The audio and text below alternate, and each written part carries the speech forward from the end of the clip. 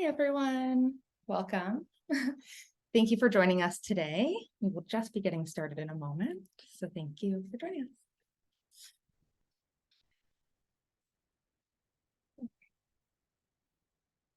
So I'm going to get started and say good afternoon, everyone, and thank you so much for joining us today to learn more about the ORCCA, or the Ontario Resource Centre for Climate Adaptation. My name is Naomi Wolf, and I recently joined the ICLEI Canada team in the role of Climate Change Project Coordinator. I'm so pleased I can be here with you all today and look forward to learning together with you. Now, before I pass things over to my colleagues, Eva and Rena, there are a few technical notes to share ahead of this session. The first is that today's session has accompanying live French interpretation through Wordly. If you're interested in accessing this service, you can do so by going to the top left-hand side of your screen where it says Wordly and click the drop-down arrow. Follow the link shared there and you will be able to both listen and follow along with captions in a session room for French language interpretation. The second note is that this session will have a question and answer period to close things out. During this period, we will invite folks to share questions with us through the chat. If you have a question at any point throughout the session, we do ask that you share it with us through the chat instead of sharing it directly into the meeting. At the end of the session, we will re-invite you to share your questions with us and go into a question and answer period. Finally, captions are available for this session by clicking at the bottom right-hand side of your screen. You will see a captions option. You can click on that and that'll activate captions for anyone looking to follow along in English. So I think that's all from me from my end. And on that note, I will hand it over to Rena, who will welcome you all to today's session. Thank you. Thank you so much, Naomi, and good afternoon to all of you. Thank you so much for joining us. It's great to see so much interest in the launch of ORCCA, or the Ontario Resource Centre for Climate Adaptation, or as we're also calling it in French, the Centre de Ressources d'Adaptation Climatique de l'Ontario. So I am just going to give you a brief overview of what we will be presenting in this short time together. And then I'd like to then move into a land acknowledgement. So before we get into that, we are going to be providing first an overview of ORCCA and all of our services. We are then going to dive a little deeper into one of our new programs that we're launching today. And we'll then give a sneak preview into two additional programs that will be coming up in the near future and that you'll want to keep your eye on. And then, as Naomi mentioned, we'll have an opportunity for questions and hearing from you as well. So as I mentioned, we'd like to begin our webinar today by recognizing that our work takes place on the traditional and treaty territories of many Indigenous nations and communities across the province that we call Ontario. This land has traditionally been and continues to be home to the Indigenous peoples since time immemorial. I am located within the Robinson Superior Treaty of 1850 in the city of Thunder Bay and on the traditional lands of the Anishinaabe, which includes the Ojibwe of Fort William First Nation. We would also like to recognize that reconciliation is a fundamental component to climate adaptation and building resilient communities. We are committed to strengthening relationships with Indigenous groups and knowledge keepers, knowing that reconciliation requires ongoing learning, unlearning, reflection, and action. We endeavor to listen to and learn from Indigenous peoples on an ongoing basis in the process of our work. We would now like to begin our conversation with you today with a quick poll to find out a little bit more of who is in this virtual room with us today. So with the help of Naomi, we're going to be putting up a poll within Zoom that you can fill out, and it will be to answer the question regarding which organization best represents the sector that you work within. So there will be options available to you. And if you're not based in Ontario, that will be one of your options as well. So I'd sort of step in. We're just having a bit of a technical issue with the poll, unfortunately. So we'll return to it. The joys of technical issues. We always continue. We may also want to just, if people want to let us know in the chat, that could work. Or we can return to the poll. What would you prefer, Naomi? I think it's great if people can share in the chat for now. We'd love to hear where you're joining us from. Yeah, okay, so I'll give some options to give you suggestions. If you're joining us from a local or regional government, First Nation organization, a public health organization, a nonprofit or a non-governmental organization, a community group, post-secondary institution, a conservation authority, private sector, or if you're based out of Ontario, out of province, that would be great. We love sort of seeing where people are joining us from and appreciate you putting that in the chat. And as people fill that in, I'm going to just take a look to see how so we're getting a good variety of, I see a lot of local governments and federal government, conservation authority. This is great. Yeah, a couple conservation authorities, some out of province. We're happy to have you here, finding out about what we're doing in Ontario. Thank you, everybody. Looks like we're, and some private sector as well. Thanks, everyone, for putting that in. And I will, we'll keep an eye on that and appreciate you filling in and sharing with us where you're joining us from. So this new Regional Climate Adaptation Center was launched about a month ago at the end of September at ICLEI's annual Livable Cities Forum this year, which was held in Mississauga. And this webinar today is going to dive into some of the details that we're offering in terms of our services, our resources, and also provide you, the participants, an opportunity to ask any questions. ORCCA, or the Ontario Resource Centre for Climate Adaptation, is here to help Great Lakes communities and other Ontario users adapt to climate change and build local resilience. The centre provides support to a variety of stakeholders, being individuals, leaders, municipalities, and communities, all in their climate action endeavours. We have a growing team here to help Ontarians find locally applicable climate data and resources so that we can provide technical support services and expert guidance no matter where you are on your journey in climate adaptation. We're really hoping to be a one-stop shop where users can get access to regionally specific information and resources for various stages of adaptation action. Our mission is to equip Ontario communities with the information and support they need, or that you need, to increase climate resilience here in Ontario and the Great Lakes region. And driving this mission is the need for accessible, reliable, actionable climate information and access to the expertise needed to interpret all of that, as well as apply the information in your local context. So ORCCA is actually a pilot initiative that is led by ICLEI Canada, and it's supported by the Ontario Ministry of Environment, Conservation and Parks, alongside financial support from the Government of Canada through the Federal Department of Environment and Climate Change Canada. ORCCA is part of a growing network of climate service organizations across Canada, and some of them you may be familiar with or even a part of.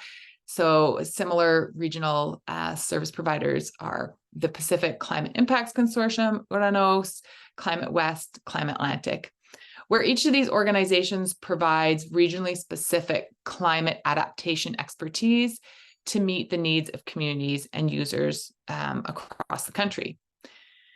Working together, our ORCCA staff and the ORCCA Steering Committee are working to foster regional collaboration and respond to the climate adaptation needs of communities in the Great Lakes Basin and in Ontario in general.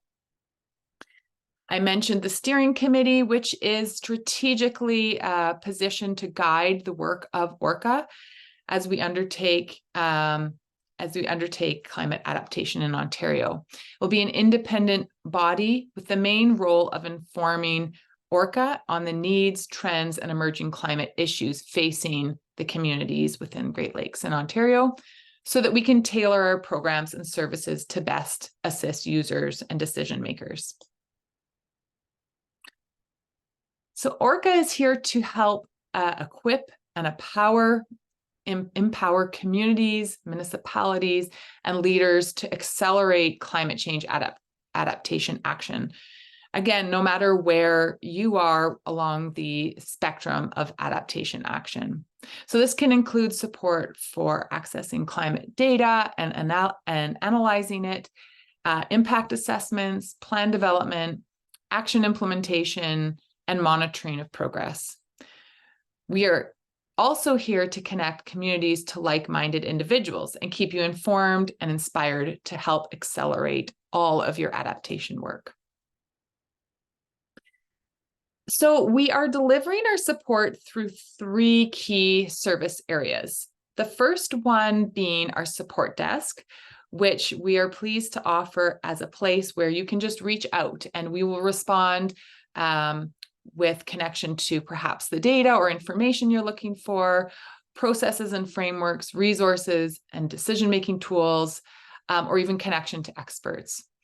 Up on the screen, you'll see you can connect with us through email, through phone number, and we'll look forward to answering your service requests and your questions. Our services are entirely free and accessible to all Great Lakes communities and Ontarians. You'll also find on our website a news and events section, which will be kept up to date and encourage you to check out regularly. And speaking of staying up to date with ORCCA, make sure that when you visit our ORCCA website, you subscribe to receive updates on our news, resources, events, all being updated often through email and through our LinkedIn accounts. Our second area of service that we're pleased to present is around resources. So the ORCCA website has a resource library with a growing repository of resources that are particularly relevant to Ontario and Great Lakes communities. So it's a publicly accessible and searchable collection of adaptation documents, tools, and products.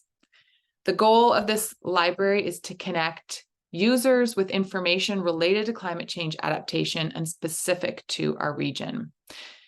Users are also able to share resources that they have or that they are aware of by uploading them to us, and we will review and import them as well. You can also search this library using a variety of parameters, making its use easier for searching, using variables such as climate issue or hazard, area of focus, or document type. The resource library is also continuing to grow with both English and French resources. So if you are joining us or interested in French resources, those are being added as well. In addition to the resource library and as part of our ORCCA pilot initiative, we will be producing resources to fill gaps that are identified by our network and based upon questions that we received. So these will be developed in partnership with subject matter experts and shared broadly as new resources. The third area of services is our programs.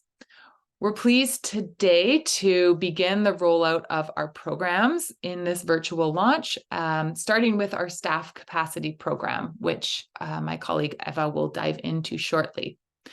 And coming soon, we will be rolling out 2 additional new programs, a community outreach and engagement program, which will guide communities in building networks and enhancing their climate adaptation implementation, and a second program area around climate communications, which will deliver a new, relevant, and user-friendly toolbox and associated training for communicating about climate change adaptation. And so with that, I will be passing it over to Eva hello, and we'll let you carry on.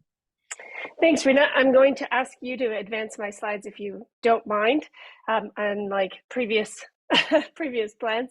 Hi, everyone. It's nice to see so many familiar names and faces for those that have their video on. My name is Eva Jackson. I'm Managing Director with ICLEI Canada, and I'm located on the traditional territory of many nations, including the Mississaugas of the Credit, the Anishinaabe, the Chippewa, the Haudenosaunee, and the Wendat peoples, or what I call Toronto, and I'm grateful and indebted for their care and stewardship over the land. With that, I'm so excited to be launching the Staff Capacity Support Program. This was one of the founding elements when we were dreaming up how the Ontario Resource Centre could help accelerate adaptation action. Certainly this capacity support program was central to that.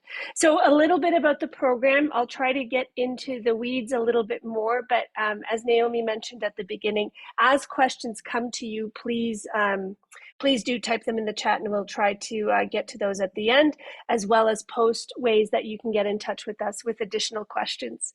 So the idea behind the Staff Capacity Support Program is really to connect users with direct technical support to tackle an adaptation or resilience related challenge. So using a one-to-one model, it's used to assign an ORCCA staff person, so that broad team that Rena had pictured on one of her initial slides, to work on adaptation project with eligible participant within the Great Lakes Basin and wider Ontario. People can apply to receive that dedicated support for a finite amount of hours, which I'll get into more, over a 12-month period, and that'll be from January to December 2024. And then obviously successful applicants will also have access to various capacity support tools and resources as part of that relationship with their capacity support person within Canada, within ORCCA, I'm sorry. So again, it's really meant to be, if you imagine it as a mashup between something like a staff grant where you can apply to receive funding to then hire a person locally, or a consulting project where you would hire a consultant. It's really meant to mash those two things, where we will act essentially as a consultant style deliverer for each participating organization. So the idea is that with that support, it'll enable each participant to complete a climate adaptation project that would otherwise not be able to be done as a result of insufficient capacity or insufficient expertise. So Rena, I'll get you to move one step further for me. One slide. So we imagine that there will be different types of projects that will be identified for support. The one overarching objective is that projects must prioritize a climate change adaptation and resilience challenge. They can receive secondary or co-benefits such as a greenhouse gas emission reduction or placemaking benefits, community building, biodiversity enhancement. But again, those must be presented as co-benefits of the project, and the projects do have to demonstrate a direct adaptation project. Projects can fall within some of these themes that we have on the screen, or you're invited to present a different one. But we do think, as Rena was mentioning, the idea is to support participants irrespective of where they are on that adaptation or resilience continuum. And so some of the work will be designed more at the early stages around climate data analysis, impacts identification, vulnerability and risk assessment, or perhaps some of the more advanced stages of adaptation planning around, allocating and procuring planning and design expertise, feasibility work, those elements related to more capital projects and infrastructure related projects.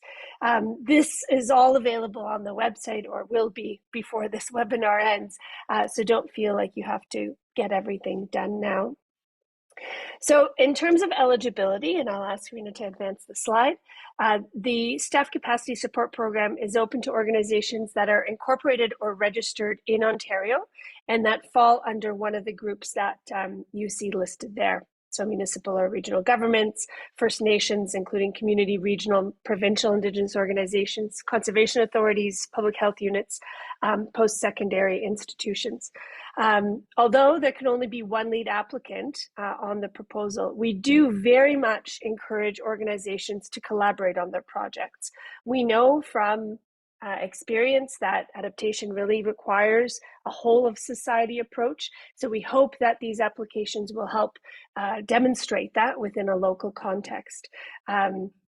So for example, if you're working within a post-secondary institution, that would be a great place to partner with perhaps your municipality or a local nonprofit or a local community organization. Again, of course, depending on the type of project that you are submitting for support for.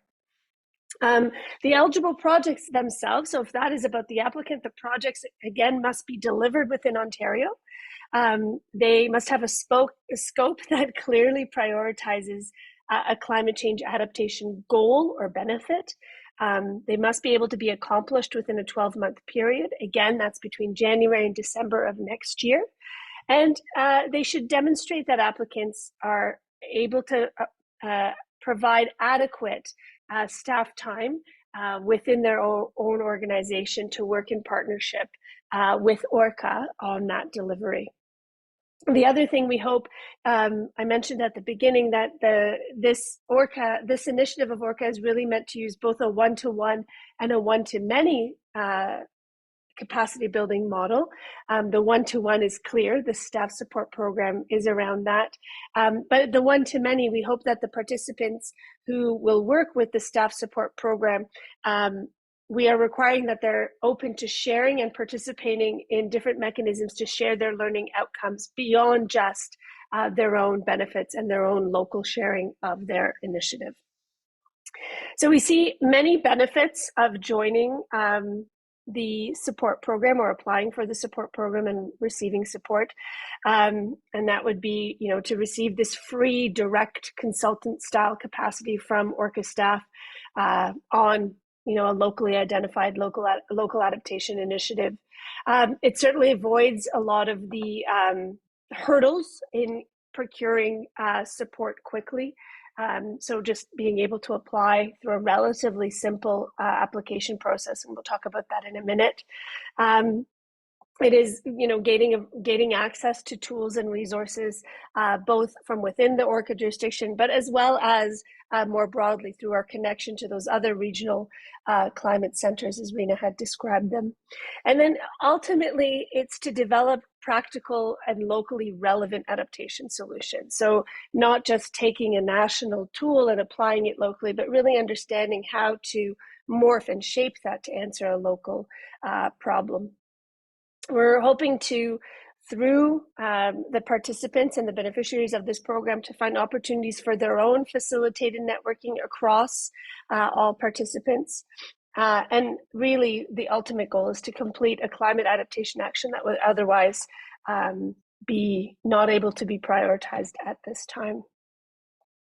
So when one applies to participate in the staff support program, you're applying for a bank of hours, as it were. So we've defined that as 120 hours, 200 hours, 400 hours, or 560 hours spread over the course of the calendar year 2024. That will allow you, and that though it can't all be held and used in November 2024, the idea is to design a project early that then can be delivered on over that time frame. You'll recall that on the previous slide, one of the criteria is to be able to demonstrate the organization's capacity to co-lead and co-work on this project. And so we require about a 15% of the total project hours received as a participant's commitment to the program. And that's really to support the project delivery, to discuss project progress, answer questions, identify other needs, provide any necessary onboarding or training, background and local context to the ORCCA staff person for effective project delivery. Naturally, there's review required of any materials being produced directly for the participant, and then participating in any regularly scheduled project meetings, workshops, webinars, things like that.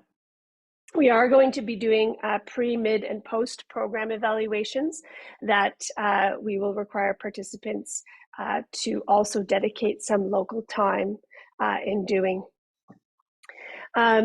I should mention while on this slide that there is an option in the application to apply for a different set of hours, so more than 560 hours, but it will really be, that will be carefully reviewed based on demonstrated need that a project requires more time than that.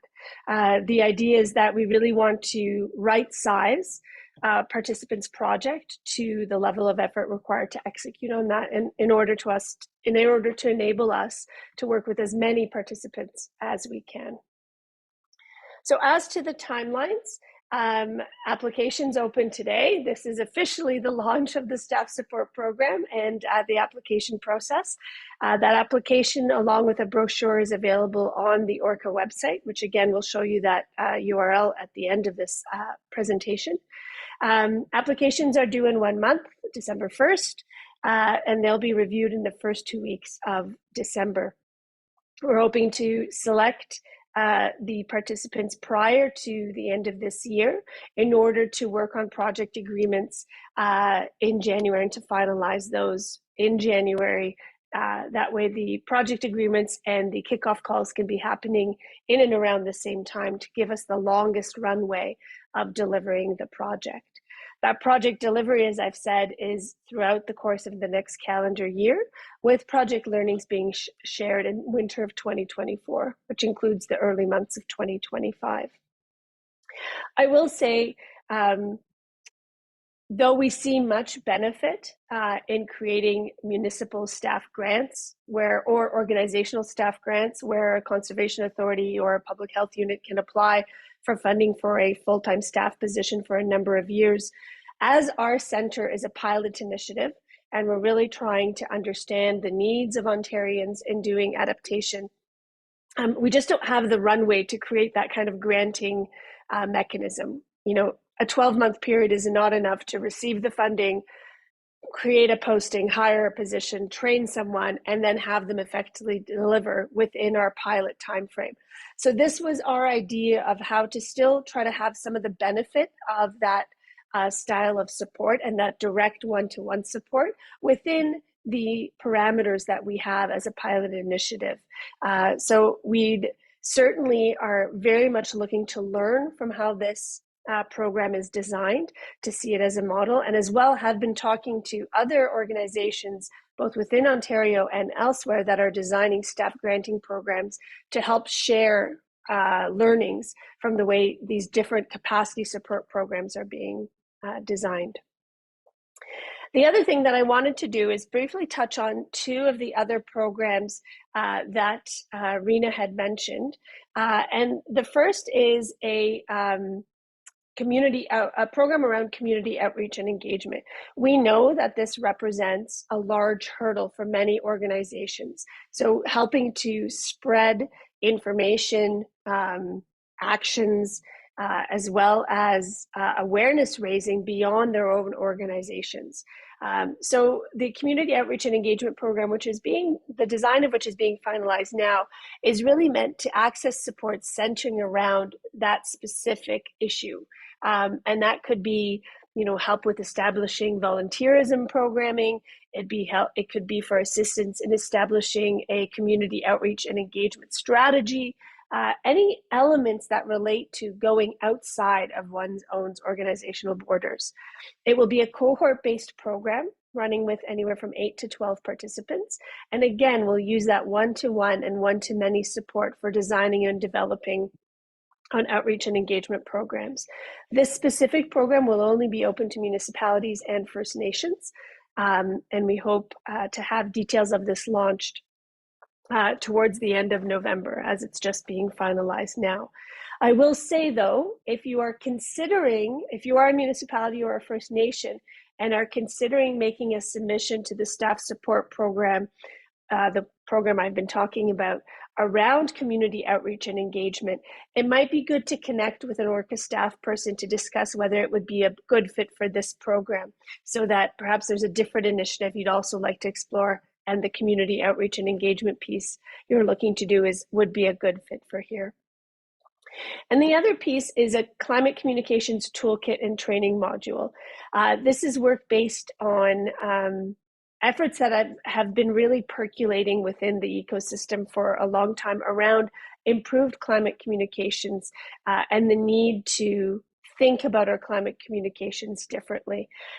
So this will create a toolkit around climate communications for a varied audience that uses a behavioral science lens to support users in advancing their communications work.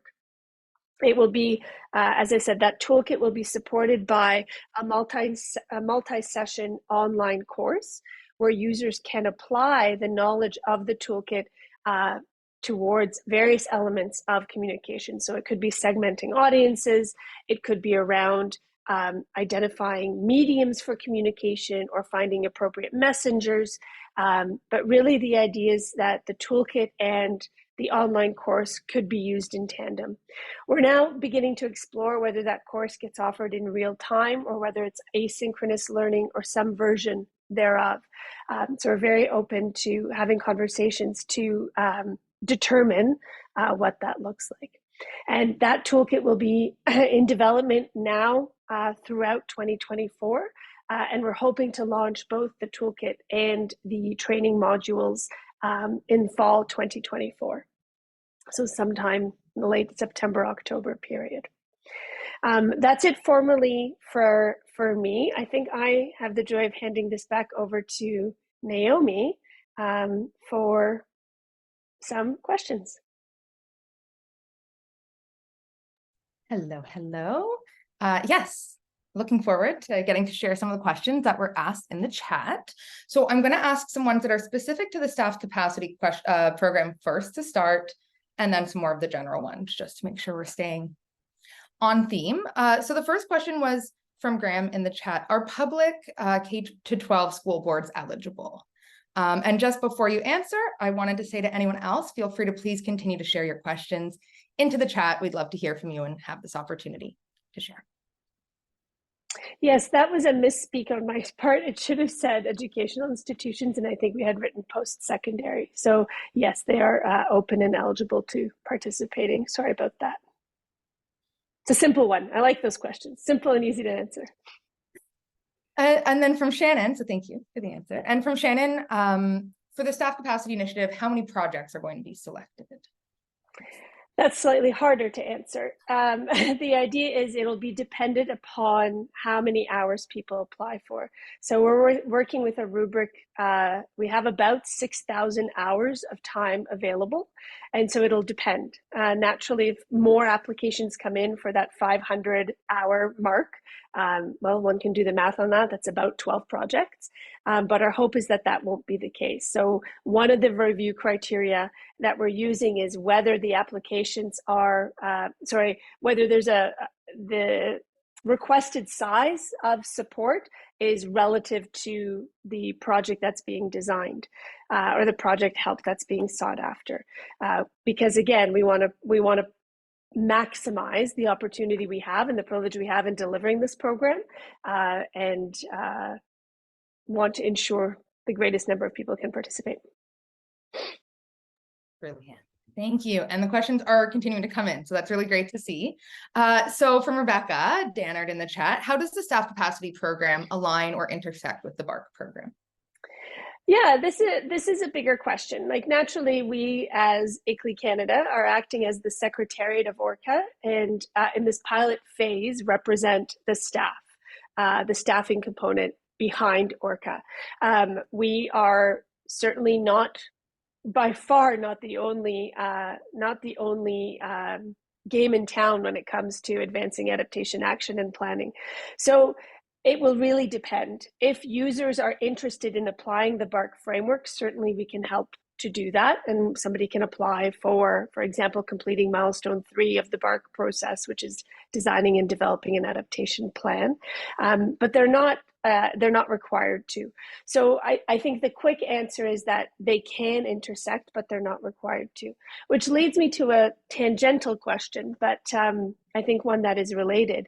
One of our roles through the staff support program will be to connect applicants and participants to other organizations that are doing important work and may be able to help answer those questions. And we'll also be doing that through the support desk that Rena described at the beginning of the webinar. So we certainly don't want ORCCA to be seen as a vehicle to only access ICLEI and BARC related resources. We are hoping to be the connective tissue around adaptation action in Ontario. And so that's why we're building a steering committee that represents the diversity of the work, that's happening, the diversity of the work that's required on adaptation, and the expertise that sits kind of connecting those two things. So our hope is that the staff support program will also connect people to other initiatives, be that the work of the Natural Assets Initiative, be that the work of the Climate Risk Institute, to help people get the information they need. Brilliant. I like the use of the term connective tissue there. And so this is a bit more of a clarifying question from Janessa Doherty. Is the community outreach and engagement support open to Métis and Inuit communities as well as First Nations? Just to clarify. Yes, it is. Again, we are learning and in our process of that learning, I think are just trying to, we put First Nations communities there, but really it's any Indigenous community or partner organization working actively in Ontario. That is the key piece.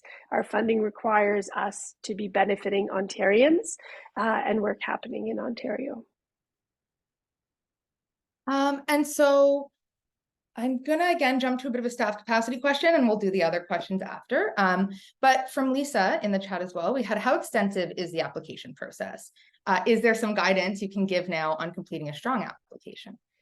Yeah, we've tried to make it minimal. Rena, you know better than I exactly how many questions it is, so feel free to jump in here if you have it at the top of your head. I don't happen to know the question off the top of my head. I'm going to go with 10, approximately 10. Yeah. And for anyone, Lisa and anyone else who wants to take a look on our ORCCA website, we now have the application there just recently up. So you can take a look at the application itself. We have, I think, made every effort to minimize its time consumption on the applicant's part. To really dive in to specifically get what it is that you're hoping to accomplish and that wouldn't otherwise be accomplished without this staff capacity support. So I would say it's a lovely application. It's not too rigorous to complete. And we very much want to put out that if you have questions about your application in particular or want a little bit of assistance as you've developed it or are developing it, that you can reach out to us and we'll be happy to support through the application process.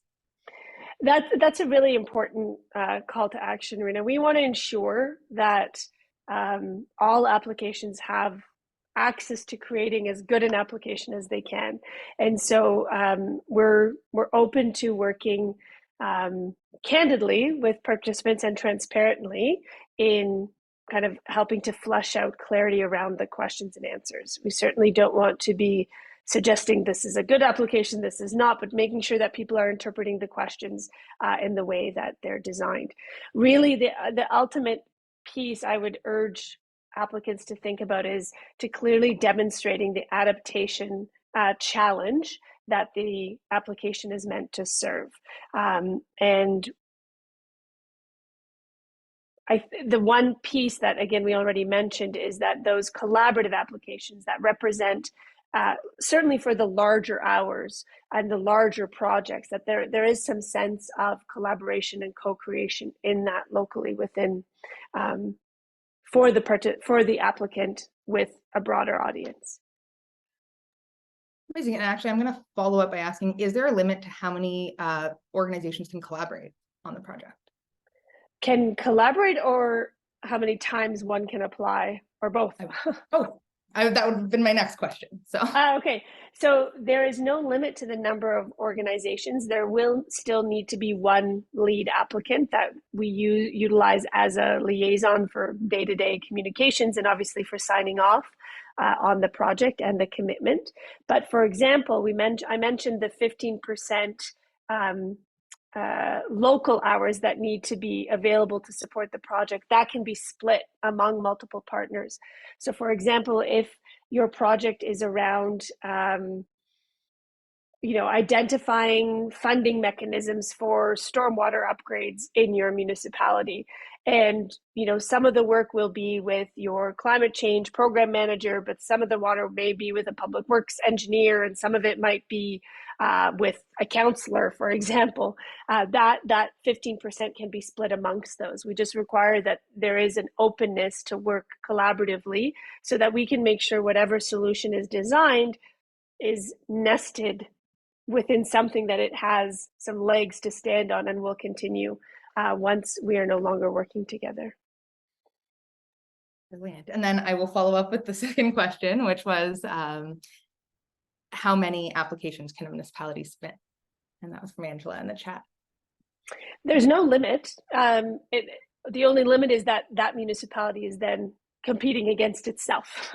So there's no limit. Obviously, we want to diversify the amount of support we can give to organizations, but applications will be reviewed individually and then presented to the steering committee as recommendations for those projects to be selected. So there isn't technically a limiting number. And I'm going to jump into that steering committee, or the mention of the steering committee. We did have an earlier question inquiring as to whether or not that committee has been finalized, or if that's an opportunity. Applications are due tonight at midnight. So no, it hasn't been finalized. We're delighted to have Al Douglas and the Climate Risk Institute chair that steering committee for us. The Climate Risk Institute and the Ontario Centre for Climate Adaptation and Impacts Resources, before that OCARE, their predecessor organization, have been instrumental in advancing adaptation in Ontario. And so we were delighted to be able to have the opportunity to have Al chair the steering committee. So that steering committee is forming now. If for whatever reason there is interest in joining the steering committee on this call, but you're unable to submit that application prior to end of the day today, please just send the ORCCA email address a note, and we will use that note as a placeholder for a given amount of time. We don't want to use the letter of the law and intent of the the search. So we'd like to have as varied a steering committee as possible. So I'd encourage you, if you're interested, to, I believe all of that is also on the ORCCA website. So perhaps somebody into the chat can put a link to information around the steering committee as well. Thank you. And so, yeah, we'll drop that link shortly for everyone. And so hello from our sister climate service, Climate Atlantic. And we had touched on the pilot information, but just how long is the pilot for ORCCA? Hello, big sister Janelle. Nice to have you on the line. Thanks for joining. The pilot for ORCCA runs until March 2025, and we're now starting to really think about, naturally, if we invest the time and the resources into this pilot, the hope of any pilot is to continue into a full-fledged, long-lasting initiative. So we're already starting to think about that and are having conversations, and we'll be doing that with the steering committee to help position ORCCA as, again, a long-standing center, whether the secretariat is with ICLEI or with another organization or with a consortium of organizations. That is the idea, is to be able to provide these services into the long term. The support from MECP is for this pilot initiative, and partly that is to understand the needs of Ontarians and Ontario users. Right now, we've designed it with these services that Rena and I have described, but that can evolve.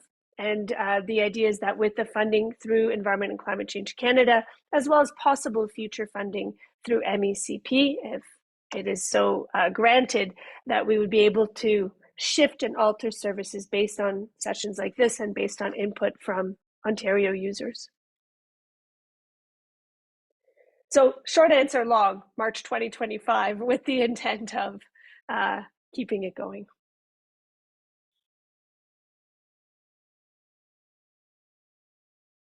I was going to say that gives us also another in to one of the questions that was asked that I think sort of relates to what's already spoken about. There had been a question about if this staff capacity program would be offered in future years.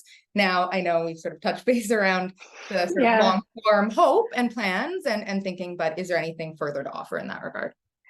Right now, unfortunately, this is a one-off. It'll run for this session. But again, part of the pre and post evaluation and progress measurement surveys we'll be running are to help build a case for this type of programming to exist and to run in future iterations of ORCCA or any other such type organization.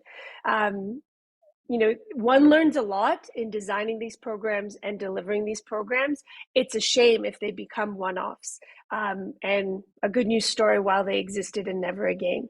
On the flip side, our hope is that it's a capacity building program. And if, for example, you know, we are working with, you know, Curve Lake First Nation in Southern Ontario, that we're helping to build capacity for that work to continue without the direct support of an external agency. And that would be the same if we're working with the City of Toronto or the City of Thunder Bay, where Rena and I live. So the idea is to offer the program, but again, design the program in such a way that then there is these networks of actors where capacity has been built to continue the work with potentially other programs and other resourcing. And we may, in the end, if ORCCA continues into the long term, have a staff granting process. You know, we can design what we want, and that is the beauty of a pilot, to take notes and understand what people want, and then design programs that really hit the mark based on that. Well, thank you for all the info on the staff capacity program. And I'm going to encourage now anyone who has any sort of last questions on ORCCA, on the program, to drop those into the chat. I'm going to sort of open it up to a wider question that touches on various services, but someone had asked about a specific resource. And so it had been about Niagara storm intensity and duration from Dave Nicholson, but maybe it's an opportunity to touch base, you know, return back to the resource library and sort of what that can be or what that could offer. Yeah, I'm happy to jump in to answer that question. I think that's an opportunity for us to connect, reach out via the ORCCA email, and we would direct to those services that are available to provide that data. We very much, our ORCCA is that kind of center that will support in finding that resource for you. And it's a great example of how we'll connect users with the resources they need. Thank you. And again, we'll share the links to the ORCCA site and the services at the end of the session. Now from Lisa in the chat from the City of Toronto, can you speak to the different forms that adaptation project can take? So this is returning back to staff capacity, but digging into some of those specifics. So for example, is it intended for, you know, sort of one support person to lead and complete a project with the allotted hours, or could they manage a consultant to do a larger study, sort of some of the specifics? Yeah, I think for that specific example about managing a consultant, I think that would likely be challenging in that project managing, if that's the way you're using the term managing, Lisa, might be challenging to do as a third party, and that one doesn't know the objective that was trying to be achieved through that project that a consultant is hired for. I think the larger question of, can it be part of larger initiative within the applicant organization? Absolutely. So I think these are exactly the types of things that we're hoping to have people reach out to the team one-on-one to help design and flesh out, because there's likely many nuances that, you know, a Zoom chat box didn't capture in terms of the question. So I'd encourage, if folks have very specific application questions, to reach out to the ORCCA email address, and those questions will be prioritized in the immediate term in terms of one is designing a local application on that. So I'd encourage that. But the idea is not, we don't have a predefined way that it will work in all circumstances. We know that adaptation happens locally. Some municipalities work much more through third-party consultants. Others work maybe with a local community or environmental organization. So we want to be flexible in designing a local response that will involve the ORCCA team's expertise, but not exclusively. And another question, again, not unrelated, but is it open to consulting firms, or what's their sort of private versus public? Unfortunately, not this program. This program is designed to help public entities, as it were, or quasi-public entities. But I think depending on the nature of support that a private sector company is looking for, the help desk might be a great way to get some of that done. Some of the inquiries that we imagine coming to the help desk will be from private firms looking for support in identifying different resources or different tools, or connecting in with larger audiences. So this program might not be a great fit, but perhaps the support desk could be a way to connect in with some of the expertise and connective tissue making. Because again, the ORCCA team doesn't represent all expertise required on adaptation, but we are very well connected into the work that's happening in Ontario and available to Ontarians to utilize. Thank you. And we've gone through a lot of questions, so thank you everyone for sharing. It's really great to get this kind of engagement. A couple more, and then we may have to close out the session. So from Chantel in the chat, and we might be returning to some stuff that was briefly touched on, but the community outreach and engagement program, is that opening? You said that was opening at the end of November. Was that That's correct? the goal. Hi, Chantel. Nice to see your name on here. Yeah, the goal is to have that program launched towards the end of November. The applications, though, won't be required prior to the end of the year. We know that that December period can be madness in terms of people getting ready to wrap up prior to the holiday season. So though it may launch in late November, early December, applications would be well into the new year. So well into January, to have people kind of come back in the new year to their desks and kind of dust off the eggnog to submit that application. And thank you. And then, so from Dave, and this is a good question, I think, as we are approaching the end. So the meeting is being recorded, and Dave Escott in the chat was wondering if this presentation will be available for those who were not available during the session. And I can give the thumbs up on that one, that we will be following up with the session recording to all those who were able to attend. If I can also just put out a bit of a call, if you know others that might be interested, particularly in the staff support program, in that it has kind of that 30-day application window, please share that presentation if they're likely to watch it, or share the link to the application and the brochure. We know that we have access to one network, but all of you folks have networks that are more far-reaching into different groups and different people that might want to submit an application. So let's use the network of networks model and share it as widely as possible to ensure that we're casting a net quite widely and getting a diverse amount of applications into the program. And I apologize, Naomi, I think I stole your thunder with that last sentence. No, that's fabulous. It's nice to end with a strong sort of call to action. And so I think if there are no other questions, so maybe 15 seconds if anyone wants to drop one in the chat. Otherwise, I'm happy to close this out for today and say thank you to everyone for joining us. Now, we will again drop the link to the Staff Capacity Support Program application and brochure into the chat before the end of the session. And we do, again, encourage you to go and look at those resources. Please do reach out to us directly for a conversation. We are here to help you. We are here to be a partner with you in this. And so we're looking forward to connecting with you all. I think on that note, I don't know if Rena or Eva, you had any final pieces? Yeah, I wanted to pipe up and say thank you for all of these very valuable questions. I think we were hoping that individuals would come with some questions that would be relevant to everyone. So we're happy to have this platform to share it, and really iterating Eva's call to action that please share ORCCA itself, as well as all of our programs within your networks. Thanks again to everyone for joining. Thank you. Miigwech. Merci. And I'm going to drop that link in right now. So.